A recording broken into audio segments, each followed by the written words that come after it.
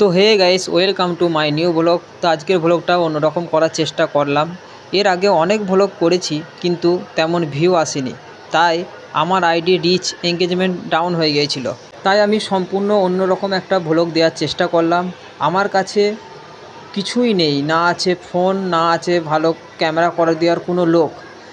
তা যেটা আছে সেটা হলো আমার কাছে একটা খাতা আর একটা পেন, ওই দিয়ে আমি স্ক্রিপ্ট লিখি। আর সত্যি কথা বলতে গাইস, স্ক্রিপ্ট যাই লিখি, আপনাদের সাপোর্ট আর ভালোবাসা যদি না পায় তাহলে কিছুই করতে পারবো না। তোমাদের কাছে আমার একটাই রিকোয়েস্ট গাইস, প্লিজ একটু সাপোর্ট করো। আর আমার ভিডিও কত দূর যাচ্ছে আমি সেটাও জানি না, তো তোমরা কোথা থেকে দেখছো একটু কমেন্টে জানাও, তাহলে আমিও জানতে পারবো আমার ভিডিও কত দূর যাচ্ছে, কোথাকার লোক পর্যন্ত আমার ভিডিও দেখছে।